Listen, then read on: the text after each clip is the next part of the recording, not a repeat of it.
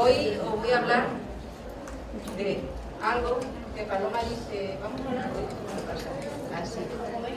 Vamos a hablar de tu programa. No es mi programa. Yo no creo que yo tenga un programa. Yo quiero hacer algo en el centro de salud que creo que es una necesidad. Y si yo fracaso, pues se va a quedar en eso, un sueño. Yo no quiero que sea un sueño. Porque si Paloma le ha parecido tan interesante es porque lo ve ella como una necesidad. Y yo quiero hacer a vosotros, hoy os voy a dar un problema. Porque nos han dicho en las últimas sesiones que un problema es algo que hacer. Y lo vamos a detectar. Y yo creo que vosotros seáis mensajeros para, si consideráis que esto es un problema, algún día se haga una realidad. Y por eso me gusta difundirlo y me gusta contarlo y lo quiero compartir con vosotros. Vamos a empezar con lo básico, ¿no? Vamos a empezar a hablar de enfermedad. Pues antes vamos a describir lo que es la salud. Y vamos a empezar con una pregunta, vamos a empezar hace unos años. La pregunta que todos conocéis. ¿Cómo están ustedes? ¡Bien! Más fuerte. ¡Bien! Cuando medimos el bienestar, los médicos miramos la salud general durante la semana pasada. Vamos a ver la definición de salud. ¿Qué es la salud? Pues la salud nos da una definición la OMS. Y la OMS no solamente nos da una definición tan difícil que es un estado completo de bienestar físico, mental y social, y no solamente la ausencia de enfermedad. Desde que naces con un saquito de salud y lo vas perdiendo. Ya el niño pequeño en algún momento tiene hambre, ya no tiene completo bienestar. Y encima los políticos dicen que esto es una garantía y lo garantizan. Y nos ponen a los médicos para que mantengamos esto. Si vosotros, yo os pregunto, ¿quién tiene estado completo de bienestar físico, mental y social? Y no solamente la ausencia de enfermedad. ¿Cómo están ustedes? Bien. La OMS le dio el patón aquí. El patón y el hermano, señor sanitario, con esta gana de salir corriendo. Voy a garantizar yo esto. Le metió un poquito más. Y metió la capacidad de funcionamiento que te permita funcionar y con los medios que tienes. Segundo medios. Pues ya eso me gusta más. Me va gustando un poquito más, lo veo más fácil. Pero sigue siendo una meta muy difícil de alcanzar. Entonces me quedo con una definición que a mí me gusta, que este señor, que es un microbiólogo, que ha estudiado mucho el ambiente y que ha escrito libros tan bonitos como El hombre humano, El animal humano, y que dice que el hombre es un ser único, sin precedentes e irrepetible. Es un humano. Y nos define la salud como la medida en que una persona puede hacer o convertirse en lo que quiere ser. Nos está hablando de un proyecto de vida. En el momento en que tú tienes un proyecto de vida, te consideras sano. Y cuando algo te rompe tu proyecto de vida, es cuando consideramos enfermedad. Esto ya tiene más hechos, ¿no? Y puedes estar enfermo y tener un proyecto de vida. Porque la salud no es solamente el cuerpo físico, no es lo que te cancele. Hay muchas cosas que afectan a la salud. Y afectan factores biológicos, afectan la enfermedad, pero afectan más cosas. Afectan los factores psicológicos, afectan los factores sociales. No es lo mismo tener mucho dinero que tener poco dinero cuando enfrenta una enfermedad, ahí hace falta. Y afecta algo que nos ha recordado muy bien Marcos Gómez ahora mismo, que es el componente espiritual. Cada vez en medicina se tiene más en cuenta el componente espiritual, que es necesario. ¿Cómo medimos los médicos la salud? Pues los médicos nos gusta medirlo todo, medimos la salud con una cosa que llamamos calidad de vida. Hacemos una encuesta y cuando medimos la calidad de vida conocemos que tiene diferentes componentes, los mismos componentes de la salud, eso son los que medimos. Entonces, en cada persona tiene diferentes recursos, diferentes expectativas y con el mismo nivel de enfermedad va a tener una calidad de vida diferente, va a tener una salud diferente. Todo es relativo. Y no solamente entre dos personas que pueden afrontar de forma diferente la misma enfermedad, sino en el mismo momento. En el mismo momento te puedes quedar sin recursos, llevarlo muy mal y a la media hora ver un poquito de luz y decir, yo lo encuentro mejor. Entonces hablamos de salud, la vamos a identificar con bienestar. ¿Y con qué vamos a identificar la enfermedad? Lo contrario, con el sufrimiento. Y como seres humanos tenemos unas necesidades básicas que nos han descrito los psicólogos humanistas, ¿vale? Y nos habló de unas necesidades fisiológicas, sociales, y en la punta de arriba están las necesidades espirituales, que también las tenemos, que es lo que llamamos autorrealización, a lo que mucha gente aspira, es la aspiración más suprema del ser humano. Y hay que tener cuidado con lo que pides, porque cuando pides algo, ¿qué es lo que te viene? Te viene la felicidad. Yo quiero comprarme una casa, o quiero un novio guapo, o quiero que me reconozcan en mi trabajo. Si lo consigo me siento feliz. Tengo sed, me tomo un vaso de agua. Soy feliz. Muchas veces pedimos mucho, pero también la enfermedad te crea muchas necesidades, te aumenta muchas necesidades. Y entonces, ¿qué pasa cuando algo no se cumple? Cuando una necesidad no se puede cubrir, es cuando aparece lo que llamamos sufrimiento. Y me gusta mucho Ramón Vallés, que es el padre de los psicólogos, un hombre estupendo, que nos ha definido el sufrimiento y es lo que se trabaja como amenaza y recursos. Porque ¿qué pasa? Si tú tienes una amenaza para tu salud física o de cualquier tipo, el león que nos va a hablar esta mañana Javi, que venía detrás de ti, si tú tienes una salida no sufres, porque tienes una salida. Para que se sufra hace falta la amenaza y que no tengas ese recurso, que no encuentres esa salida. Esto va a ser como un resumen de todo lo que hemos visto hoy, porque también esta frase que voy a decir ahora lo ha dicho Marco Gómez y estoy totalmente de acuerdo con él. El objetivo del arte, la ciencia de la medicina es entender y atender el sufrimiento. Y eso debe ser. Te ha dicho que antes no se curaba. Yo creo, y os voy a demostrar que hoy tampoco curamos mucho los médicos. Hacemos otra cosa. Vamos a verlo. Yo veo a un profesional sanitario, porque muchas veces cuando tienes ese sufrimiento por la enfermedad, te metes en un túnel, en un muro, y ves ese muro y te creas una serie de preocupaciones y ya está nuestra mente pensando qué va a pasar, qué soy, qué miedo, miedo. Entonces a veces, cuando no vemos nada más que el muro y no vemos la ventana, puede aparecer el profesional sanitario, a lo mejor con una simple información, el quitarte y decir, bueno, eso no es lo que tú querías, esto es normal, o el decirte, eso que te han dicho no es cierto, eso es así. Esa información a lo mejor es lo más necesario que tú necesitas para que veas la ventana. Y cuando ves la ventana, ¿qué pasa? Que tienes el recurso, ya te están dando la salida que necesitabas. El sufrimiento se aligera, esa es nuestra misión. Porque muchas veces, dentro del sufrimiento, está en un torbellino con la mente a 100 por hora. Y cuando tienes la mente a 100 por hora no puedes ver nada. Y a veces, cuando te paras, puedes ver que tienes una ayuda. Coges ese teléfono que no va funcionando, porque a la derecha hay un teléfono que puedes pedir ayuda. Y a veces, aún sin pedir ayuda, tú mismo, porque llega un momento en que te cansas de oír el ruido que tienes en la cabeza, te paras y dices, ¿dónde estoy? Es mindfulness que no han hablado, ¿no? Y en ese momento te ayuda a ver una salida. Ya no estás en un túnel porque ves que al fondo hay algo. Has encontrado una salida. Y ese encontrar esa salida se le llama trascender el sufrimiento. Y realmente, más que curación, lo que sucede es una palabra mucho más bonita que curación, que se llama sanación. Y la sanación no la damos los médicos. Los médicos podemos ayudar a quitar o aliviar una enfermedad, pero la sanación no ocurre porque el médico está ahí. La sanación ocurre en la persona. Es algo muy personal. La persona recupera la integridad y su armonía a través de trascender ese sufrimiento. Eso es realmente sanación. Nos ha hablado también el doctor Marco de una psiquiatra que era alemana, pero se fue a Estados Unidos y trabajó mucho con moribundos y nos habló de una serie de fases en las que pasa la persona en la muerte y que pasa la persona en el duelo. Pero luego se ha visto que hay más duelos en la vida, porque también está el duelo no solamente de la muerte, sino también de una separación. Pero ¿y el duelo de perder la salud? No es un duelo muy grave, pues ahí también se da esta fase. Esta fase se repite y seguro que os suena mucho a algunos de vosotros si habéis afrontado cualquier pérdida. Esta frase de decir, la negación, a mí no. La ira, porque a mí. La negación, yo déjame la negociación. Déjame que llegue a la comunión de mi nieto o la depresión, ya no puedo más. Llega un momento en que aceptas. Y en esa fase de aceptación es cuando empiezas a trascender ese sufrimiento. Y esto se ha seguido estudiando. Porque bueno, esto a lo mejor tiene un sentido.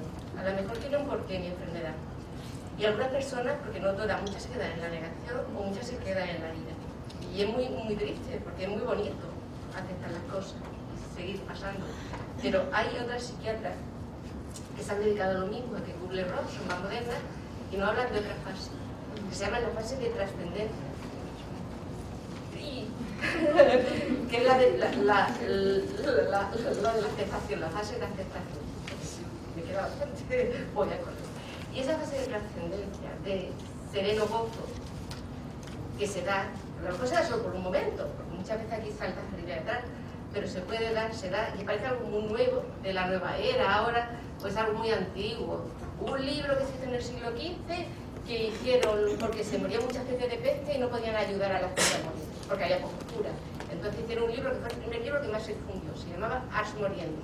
Y en ese libro lo que nos decía, nos describía la fase.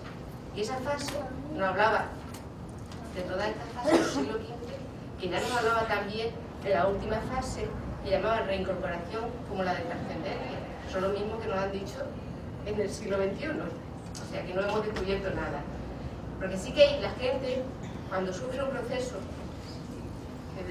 ocurre algo que llamamos resiliencia. Después del sufrimiento, aprendemos del sufrimiento. Y esto es algo que nosotros podamos sembrar. No podemos decirle a un paciente, ¿qué te va a pasar? No, tiene que vivir eso. Es como una bombillita que se enciende en un determinado momento. Surge ese aprendizaje. Yo veo mala enfermedad que el personal sanitario, no como el que cura, sino como el que cuida el ambiente de ese arbolito. Tú puedes cuidar muy bien el ambiente, pero el que florece es el árbol. Y por mucho que tú fuerces al árbol, le eches mucho veneno, si no quieres florecer o no puedes florecer, no va a florecer. Tú puedes ayudar a que florezca. O imaginaros la medicina humanista, en la que tiene más en cuenta el bienestar y la calidad de vida que centrarse solo en la enfermedad. Que sea continua e integral, que atienda al enfermo y a la familia, que tenga en cuenta la importancia del ambiente, que controle los síntomas, que dé soporte emocional, que atienda ese sufrimiento, que promueva el confort y la educación sanitaria. Muy bonita, ¿no? Bueno, pues esta medicina humanista la cogieron los paliativistas, la agarraron, porque hay mucho sufrimiento al final de la vida. Y le llamó medicina paliativa. Y es lo que se han dedicado. En los últimos años, antes conocíamos, y se sigue conociendo, lo que dicen muchos, me han pasado a pudera.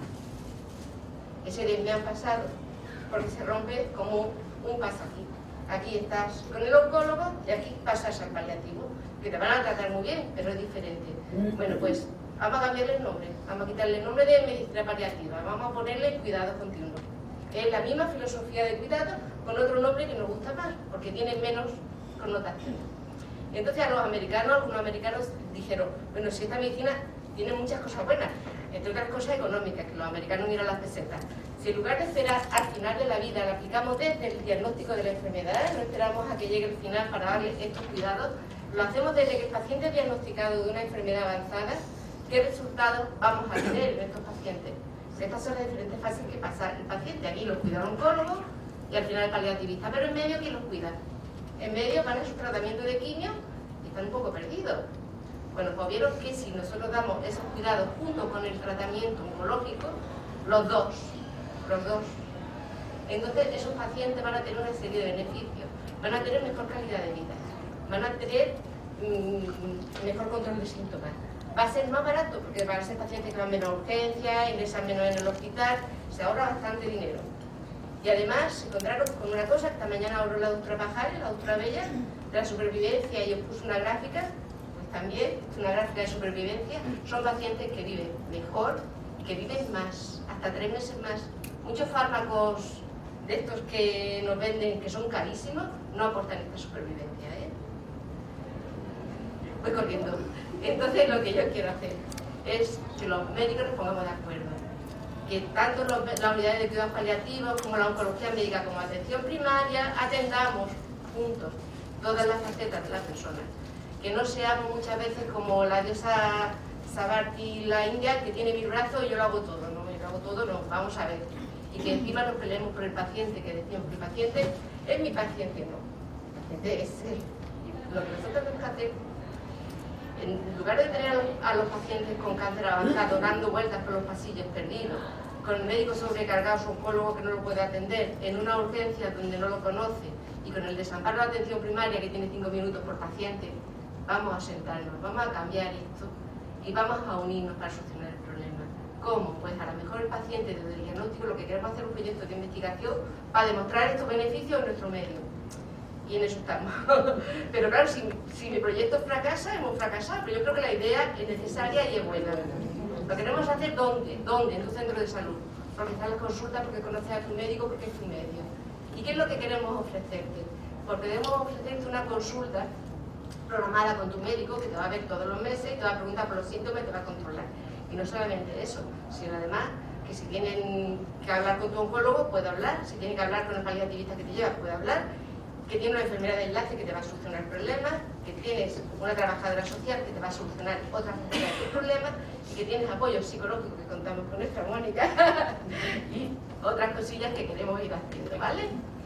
Porque el cáncer, siendo una enfermedad crónica, es una enfermedad en la lista de enfermedades crónicas, con una frecuencia altísima, es muy frecuente, sin embargo no tiene programas de atención como pueden tener otras enfermedades crónicas, como la diabetes en centros de salud.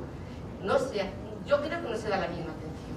Estamos en un momento de crisis. Y en los momentos de crisis hay dos cosas. Una es el trabajo multidisciplinar, que nos están hablando los médicos para poder afrontar el paciente crónico. Hay que usarlo, tenemos que trabajar juntos. Y otra cosa que es muy rentable es el empoderamiento del paciente. Darle al paciente su poder. El paciente ya es el que decide. No es el objetivo, no es mi paciente. Hay que darle su poder. Y ese paciente hay que informarlo, no solamente informarlo, sino que él mismo se encargue de formar e informar a otros pacientes y que se haga responsable de su enfermedad. A eso le llamamos empoderamiento. Y aunque los médicos nos den miedo, estos pacientes empoderados viven más y viven mejor. Estos son los beneficios de ese programa, que yo creo que están ahí. Tenemos muchos problemas, pero yo creo que algún día, pero yo no lo vea, esto va a ser una realidad. Porque lo que queremos es que los pacientes tengan cáncer o tengan enfermedades crónicas. Voy a poner solamente una cosilla. Muy bien. Muy bien. A veces el personal sanitario podemos ponerlo del otro lado, ¿vale? Entonces, a ver si se ve aquí. Ahora no me sale. Espérate, que aquí no me va a salir, como en este. Voy a poner a ver. Es un vídeo cortito, ¿vale? Es que no sé por qué no me sale aquí el... Pues lo pongo aquí, no pasa nada. Lo tengo acá. Es un vídeo, que lo pongáis un poquito. Pongo el altavoz. Lo pongo los dos a la vez y pongo el altavoz. Mira, Olga, que yo la quiero muchísimo, sabe mucho de cuidados. Ella ha cuidado mucho y con mucho amor. Yo os puedo contar mi experiencia. Me acuerdo que cuando murió mi suegra, a mi suegro lo había metido en una residencia y entonces pensamos, en mi familia me han enseñado a cuidar y yo no soportaba verlo en una residencia. Entonces digo, lo vamos a salvar. Y fuimos después del entierro y lo salvamos y nos lo llevamos a la casa. Y no lo salvamos a él nos salvó a nosotros. Yo no he aprendido tanto como cuidando a alguien, ¿eh? He aprendido y me ha dado un regalo enorme. Por eso cuando vi este vídeo, por eso lo quiero poner muy cortito, son pocos minutos, es que te refleja mucho. Ni siquiera poner aquí. Pues si no lo ponemos ahora al final, cuando lo ponemos al final. Venga. Y así conecto el vídeo.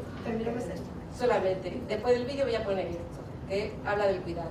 Imaginaros si todas las personas realmente se involucraran en el bienestar de los miembros y en el cuidado de los miembros de su comunidad. Si se extiende a la enfermedad, a la muerte y al duelo, pues tú eres el cambio que deseas ver en el mundo.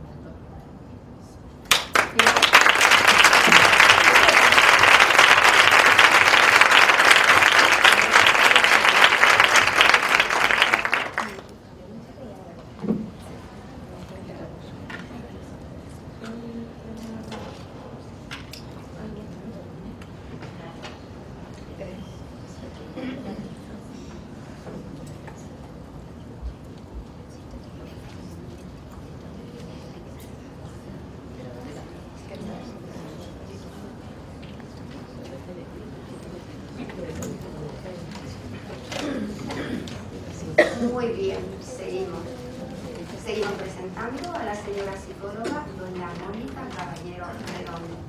Ella es psicóloga de la Asociación Española contra el Cáncer y coordinadora provincial de la Junta de Málaga.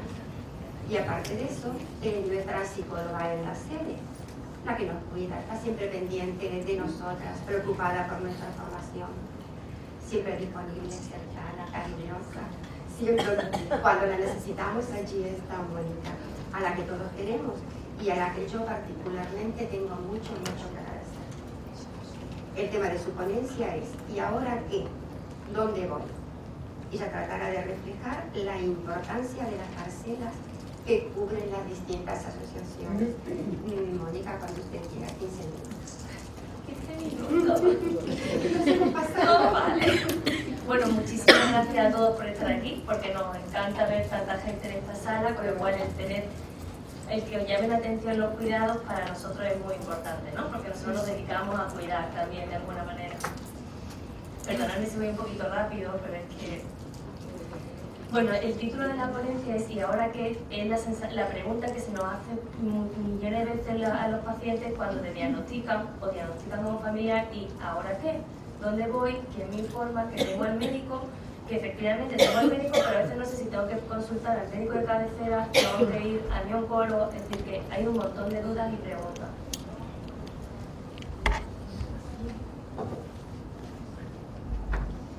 Bueno, yo represento la sensación que te da cuando te diagnostican de una enfermedad es como un camino que tengo que atravesar y que muchas veces no veo ni al final, ¿no? Es cómo llego, sé que tengo fuerzas, pero cuándo se acabarán mis fuerzas, si llego al final o no. Entonces, la mayoría de las enfermedades crónicas afectan de manera importante a la vida de las personas, las que lo padecen y las que acompañan. Una de las principales causas por las que hay una alteración emocional, que es de lo que nosotros nos dedicamos, los psicólogos o los psicooncólogos, es porque nos encontramos a las personas que tienen que hacer un impacto, o sea, un importante proceso de adaptación rápido, porque tenemos que adaptarnos rápidamente al cambio brusco cuando de un día para otro pasamos de ser personas sanas a personas enfermas, porque muchas veces ni siquiera hemos tenido síntomas, ¿no? Y otras veces nos encontramos con la sensación de estar rodeado de millones de personas o de familias, pero la sensación de que te vas a caminar solo. Entonces ahí se despiertan un montón de condicionantes. Las reacciones que aparecen ante un diagnóstico o una enfermedad o una mala noticia suelen ser muy parecidas, ¿no? En cuanto a ansiedad o un estado de ánimo depresivo. Si os traigo aquí una muestra de que entre el 30 y el 50% de las personas que padecen cáncer tienen o presentan una alteración psicológica. Cuando hablamos de alteración psicológica no hablamos de enfermedad ni de trastorno, sino de una alteración emocional, que llevamos todo el día hablando de emociones, ¿no? Lo que sí está claro es que impasible no pasa nadie por una mala noticia o por un cambio brusco o por un proceso de adaptación. Y que la mayor parte de las veces sí que nos vamos a encontrar un estado ansioso, que hemos hablado durante todo el día, ese tigre que nos persigue, ¿no? que de alguna manera nos mantiene un poquito alterados. Pero lo que sí que nos encontramos muchas veces es personas que tienen alteraciones emocionales y ni siquiera son tratados. Bien porque no saben que tienen ayuda, bien porque no saben que puede ser gratuita, o bien porque nos adaptamos tanto que a veces nos adaptamos a estar mal también. Lo que sí está claro que cuando hablamos de sufrimiento, que ya Mari Carmen lo ha explicado muy bien, yo me voy a centrar más en el sufrimiento emocional, que es el estado en el que aparece una amenaza. Como bien ha explicado ella, la amenaza es relativa. Hay personas que ante el mismo hecho ven algo muy grande y muy difícil de enfrentar y personas que les parece como mucho más sencillo. Pero lo que sí está claro es que cuando hay una amenaza y además vemos que no tenemos recursos suficientes para enfrentarlo, hay un dolor emocional. Y es cuando nos preguntamos, bueno, ¿y dónde me pongo esto en la herida en el alma, ¿no? ¿Dónde pongo la tirita cuando lo que duele es el alma? Pues eso es lo que nosotros intentamos manejar desde el punto de vista psicológico, ¿no? Manejar ese miedo, manejar esa amenaza. Cuando nos paralizamos, a veces que nos paralizamos, otras veces que nos da para hacer muchas cosas. Cuando sufrimos, cuando experimentamos que hay una cantidad muy grande de algo que tengo que enfrentar, a veces en la familia, no en la propia enfermedad, a veces cómo se lo digo a mi madre, cómo se lo digo a mis hijos, cómo manejo esta situación en casa, y otras veces en la parte del dolor físico, a lo mejor, ¿no? Que muchas veces el dolor físico también va acompañado de tensión y no sé manejarlo. Me dan analgésico, tengo un montón de herramientas, pero sigo sintiendo dolor, ¿no? A veces mucho más ese dolor emocional. Y otras muchas la persona se siente que no tiene ningún tipo de recurso, que su vida está en manos de otro, que habitualmente suelen ser los médicos, los oncólogos, y esa sensación es como de pérdida de control. Para eso, en esa sensación de pérdida de control, jugamos un papel importante en las asociaciones, ¿no? Porque ya el hecho de sentir que tengo recursos a los que acogerme ya me da herramientas. ¿Y qué nos ofrecen las asociaciones? O al menos la Asociación Española contra el Cáncer. Ofrecemos, bueno, desde acoger, que muchas veces no lo hacemos los profesionales, muchas veces lo hacen los propios voluntarios testimoniales, que tienen un poder importante, del que os hablaré después, y ofrecemos servicios de atención psicológica, atención social, tenemos actividades o terapias complementarias como habéis visto con Javi, tenemos algo específico como la fisio para la rehabilitación del linfedema, pero una de las cosas más importantes que viene buscando la gente es información y formación. Como decía Olga, muchas veces no solo es informarme de qué hago y dónde voy, sino yo qué puedo aprender para ayudar a otros, por ejemplo, ¿no? Esa formación también me da recursos y de eso es lo que tratamos de ocuparnos cuando la gente llega a nosotros. Lo que tratamos de hacer es reflejar esa esperanza, una esperanza siempre realista, pero la esperanza, porque la esperanza es lo que nos mueve, lo que nos motiva, ¿no? Cuando tenemos la sensación de pérdida de esperanza, tenemos la sensación de ¿para qué más? ¿No? ¿Para qué seguir luchando? Pues nosotros transmitimos eso con gente que lo ha superado, con profesionales, con apoyo, con formación. ¿Qué hacemos desde el punto de vista psicológico? Hacemos dos tipos de cosas, que por eso la gente muchas veces no se atreve a venir. Una es un asesoramiento o una información en la que simplemente es qué hago, dónde hago, unas pautas muy claras de cómo informo, cómo lo digo, y otras veces cuando ya el trastorno ya supera el control, es cuando hacemos ya una intervención psicológica, donde ya sí que hacemos un trabajo más continuado. Lo podemos hacer a nivel individual, lo hacemos en millones de ocasiones a nivel de pareja, porque al final el cónyuge o el proveedor principal se afecta mucho más, o lo hacemos incluso con familias, que a veces mi despacho es muy chiquitito y es como a ver cómo nos apañamos para entrar todos, ¿no?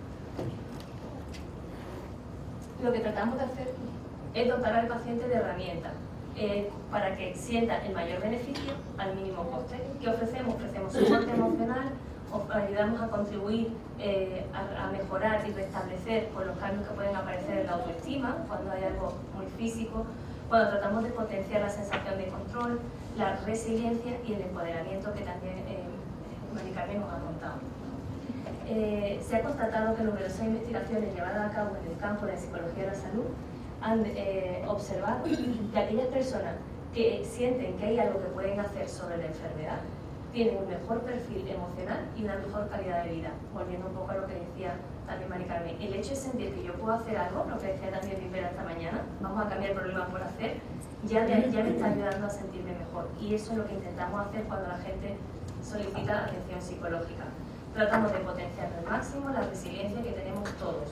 ¿Qué es la resiliencia? La capacidad de crecernos ante las adversidades. Es la capacidad de resistir. Es decir, no quiere decir que pasemos impasibles ante las dificultades, sino que somos como una esponja, que por más que la apretamos, vuelve a su posición. Pues esa es la resiliencia y todos tenemos esa capacidad. Eso nos da un sentido de compromiso, eso nos aporta control y eso nos aporta un reto o un desafío. Es algo que hacer siempre, ¿no? O que algo que conseguir. Es la sensación de no paso, tengo que vivir el dolor, tengo que vivir a veces las dificultades que tienen las experiencias en las que vivimos, no solo de la enfermedad, sino a lo largo de toda la vida, pero somos capaces de crecer y aprender a ello, ¿no?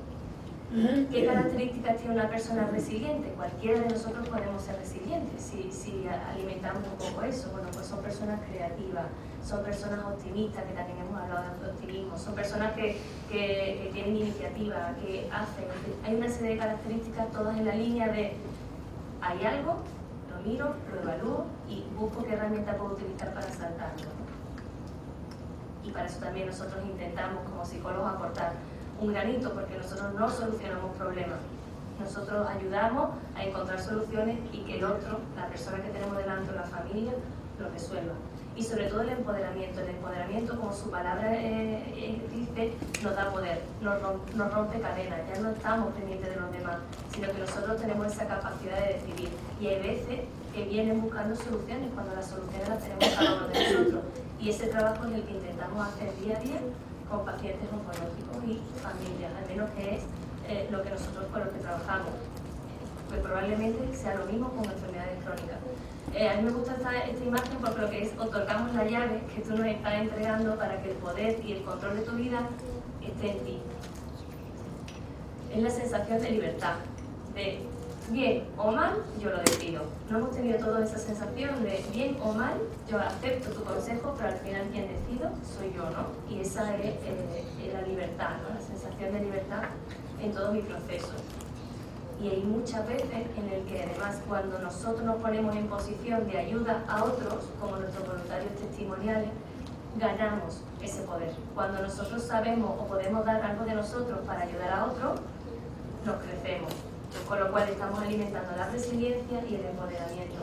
Y cuando no somos capaces, porque estamos todavía al inicio de un proceso, podemos tener la ayuda de personas que han pasado por la misma enfermedad o por la misma experiencia, ya sea en el cáncer o en otros tipos de situaciones, y el hecho de ver reflejado un modelo positivo me hace crecer, me hace tener un objetivo, me hace tener un reto. Entonces, para eso estamos las asociaciones, los voluntarios, los médicos, en los que cuando yo no llego, pido ayuda y después cambio de posición. Me pongo en posición de ayudar. Gran parte de nuestros voluntarios han llegado como pacientes y han salido como voluntarios, ¿no? Y ya para ir acabando, simplemente los mecanismos como recibir información y formación y el entrenamiento de estrategias de afrontamiento aumentan esa sensación de control, por tanto estamos alimentando el empoderamiento y además lograrían reducir ese impacto emocional que obviamente aparece desde el momento en el que nos diagnostican. Además influye en la incertidumbre que tenemos de ¿y qué va a pasar? En el momento que estamos ocupados, esa incertidumbre se reduce y además potenciamos esa sensación de autoeficacia, volvemos a empoderar y volvemos a alimentar la resiliencia. Así que simplemente para acabar, tenemos que transmitir que siempre es ¿y si lo intentas? Desde la posición en la que estemos, si somos pacientes, si somos familiares, si somos voluntarios, si somos profesionales, es simplemente ¿y si lo intentas? Seguramente lo consigas.